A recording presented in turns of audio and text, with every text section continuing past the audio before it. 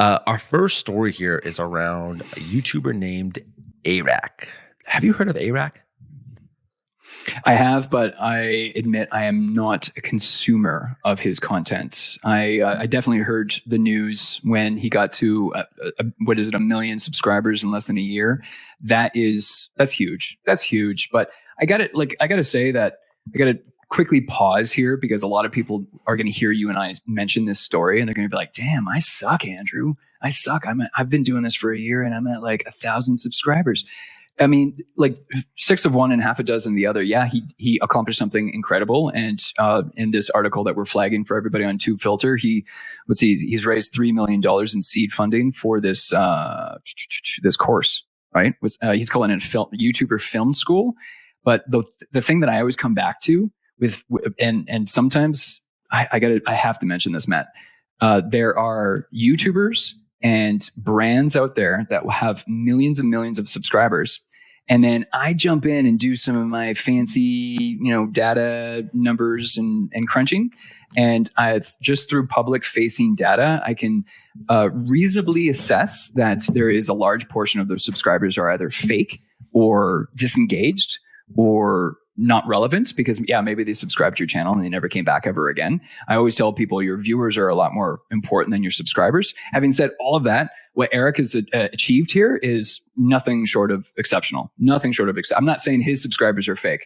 I'm just saying I just know people are going to hear us talk about this and they're going to get down on themselves. And I'm like, listen, the quality of your subscribers is far more important than the number of your subscribers. There's all kinds of successful YouTubers out there with like 10,000 subscribers. So had to mention that.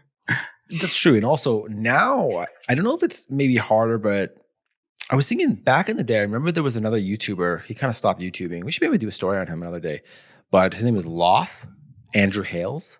He was also another prankster I haven't come across him. Yeah, he uploaded every Monday for a year and got to 1 million subscribers and did like pretty funny pranks. But he's another story. But yeah, nowadays, I think it's a lot more rare for like a YouTuber. People, being a YouTuber is different from like just putting out videos. Like, I don't think like we're really YouTubers, we're not doing these like crazy stunts and, not stunts, but like, trying to create viral content, anything like that. Right. I don't know. I think we're more just like regular creators. I don't know what you want to call it. So what's interesting about Arak, so Arak raised $3 million for his YouTube online course, which I think is super interesting. So I want to give a little background on Arak and how he got to 1 million subscribers. So because I think it was just like watching his journey, and I followed it from the beginning and somehow it ended up on my YouTube feed. I followed the story. He went and bought Jake Paul's couches. Or no, sorry, it was Logan Paul's couches, not Jake Paul. Logan Paul's couch. So Logan Paul, he found that Logan Paul had a listing to sell his Mercedes couches. They were like $20,000. And apparently these couches looked very nice. They were like in a nice circular shape and they came into 3 pieces. And they were very uncomfortable to sit on. So he was having a hard time selling them. So Arak came, bought the couches, and then did the couch series, which is a very entertaining series to watch. And so for each couch, he did a different thing on the video with it. And it was I won't spoil it actually, but yeah, the very last video was very funny. Actually, I will spoil it. He ends up giving one of the couches back as a gift to Logan Paul. It was pretty funny. And that's kind of like, then he kind of got tied into and like, became friends with, call it, I don't know if they're friends, but whatever. But basically started working a little bit with Logan Paul, doing some things. He did a little fighting match with him as well. And then on, during Christmas time of 2020, he trapped himself on an island and said that he wouldn't leave until he had 1 million subscribers. And they did it before New Year's Eve. And while doing research for the story, I looked at his channel and I could not believe it. I didn't even notice this until yesterday. He's now at 4.5 million subscribers. So it took him a year to get to 1 million. And then 3 months later, he's basically growing at about 1 million subscribers a month. And what's more... Dude, I'm looking at his channel right now. He's got 4.81 million. Yeah, that's crazy. So what's more is when Mr. Beast was on Joe Rogan and he mentioned that he was coaching or advising another YouTuber. I don't know if you remember that part. And then he didn't say the YouTuber. Yeah, I do. I think it was A-Rack, because A-Rack has been in a few a few Mr. Beast videos over the last couple months. I think he's been in 3 He now. has. He was just in the last one that Mr. Beast just uploaded. He was in Wow. there as well. So I have a feeling Yeah. that was my theory is that he was referencing A-Rack. So A-Rack is very interesting. I think he's just, seeing his ambitions, and like he's really living the creator lifestyle. So I saw when he started Creator Now, I was actually going to join the program, but I know that I don't want to be like a YouTuber, right? Like the kind of content that they're making, I don't want to do that. But I was watching it, and I did look at, I'm in marketing. I do sales funnels and landing pages, and I looked at his landing page, and I was surprised it was really well done. So I got it up on my screen now. He's changed it a little bit over time. The branding, the colors, the copy. I think it's really well done. And this is how he monetized his audience, because originally they weren't making a whole lot of money. They used to do a lot of jokes about how they couldn't get brand deals and sponsors, or their sponsors weren't paying enough. But by selling an online course, I'm sure now anyone who's, a lot of our audience, knows about the course industry and so on. You can make a lot of money selling online courses. There's another group of YouTubers I want to bring up as well that also made a transition from YouTube to selling online courses, which was the guys from Simple Pickup. They also used to do like kind of prank videos, but while trying to pick up girls and stuff. They were pretty funny. And then they wanted to stop doing that kind of content. And they ended up creating another company called Jump Cut. And I've heard that they are doing very well. I actually talked to the founder there a few years back. And so I've been kind of keeping an eye on them. They have a pretty big company now. They got a big office, a lot of employees. They're teaching a lot of people how to become YouTube creators. So I thought this story was interesting because of how many course creators are in the digital marketing industry, and how many creators are looking at ways to monetize their audience. And a lot of them turn to courses, right? They do courses, subscriptions. Maybe it's like a Patreon, something like that, where they're giving like extra content. But to do an actual course where you're teaching something, I think is a great way to monetize your audience without needing to worry about sponsors or brand deals. So I think it's okay. So let's talk about this. Yeah. I got a question for you, Matt. Let's talk about this, because I know you're a big fan of online courses. Hell, I'm in the middle of creating my first online course for the very first time, and I'm going through that steep learning curve. And what I've come to realize, perhaps later than most, is that you really have to be somewhat generic, because you don't really know who's consuming the course. And unfortunately, the data shows us that the majority of people who start an online course don't actually finish it. Now, I've noticed a lot of conversation around this subject in social media recently, where a lot of people are criticizing online courses because really, are you going to move the needle? Now, actually, I can't remember his name. We both know him. And he posted on LinkedIn recently. Oh man, he had that great podcast out of Vancouver. His name escapes me right now. He worked for Thinkific.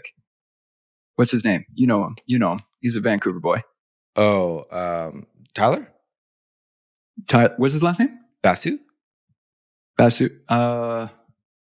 No, I don't think is that his name? Damn, I can't remember his name. Okay. Anyways, It's bugging me right now. It's totally bugging me right now. Yeah. So he posted on LinkedIn that he was critical. He was critical of online courses, because what a lot of people are doing now is they're like, you know what, screw it. I'm not doing the online course anymore. I'm going to offer a live coaching program and charge $10,000 a month or whatever. Just charge whatever. And I think that was the example he floated out. And I commented on his post because I agree with him, but I also don't agree with, like, there's a time and a place, and there's always going to be those people out there that have more time and less money, less of a budget to invest. And those are the people you're targeting with an online course, the people who are willing to slug it through, get through all the modules, put in the hours. And unfortunately, it's going to be a really small percentage of the people that are taking your course, because the data shows us that most people don't actually finish online courses. Whereas if you're doing like a done with you model or a done for you model, yeah, you're going to pay a premium. You're going to pay more because now you're paying for the access from the expert. But yeah, I've just noticed some hate recently. I like online courses. Hell, I've taken a lot in my life, and I've got a lot of success because I've taken some online courses. But I've seen some hate on that model recently. Yeah, so it's interesting. So, people know me from my, online courses for over 10 years. That was my main bread and butter. And I kind of lost my passion. That's why I stopped doing social media director. I wasn't as passionate about it because I think that all information is available for free. the challenge is, what are the questions? If you know the question, you could find the answers.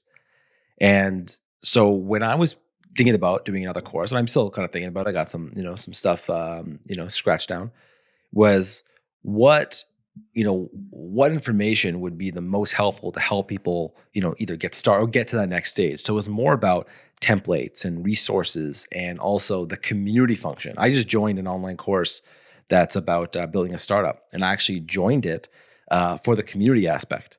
I like, the content is okay, but I'm engaged in the community and I'm making friends, setting up meetings, and I'm finding, like, tech co-founders, stuff like that. Right. So I think the community aspect is a big part of it. And that's one of the reasons why I really liked ARAC's program, because it's very community focused. He even did videos with them. They all met up at the beach and did a video together. He's putting them on some of his videos and helping promote their channels and so on. Very community focused. So I think with online courses, community being a big part. I was really big into looking at the various LMSs, so the learning management systems, which we're going to get into in our next story here. But what I've learned is that mobile learning is very important to help increase course completion rates. Course completion rates are less than 10%. You hear Tony Robbins and others talk about that less than 20% will finish their course. So getting someone to actually finish your course is, one of your main roles as a course creator, is getting people to actually finish it. And they won't finish it unless they get engaged in the community. You remember when we were doing social media director, we had a lot of students all at the same time. And what ended up happening was everyone was in this Facebook group. When they would ask questions or, post their homework, everybody else was helping them. And actually, I thought if I had too many students, I wouldn't be able to serve them all. But what happened was the students ended up supporting each other. So, I think because of that, community ended up forming, right? So I think that's a big part of it.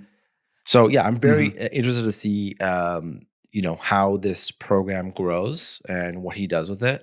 I hope he's very successful with this. I think that if you want to be a creator, I think this would be a good place to go. I'm not an affiliate for this or anything.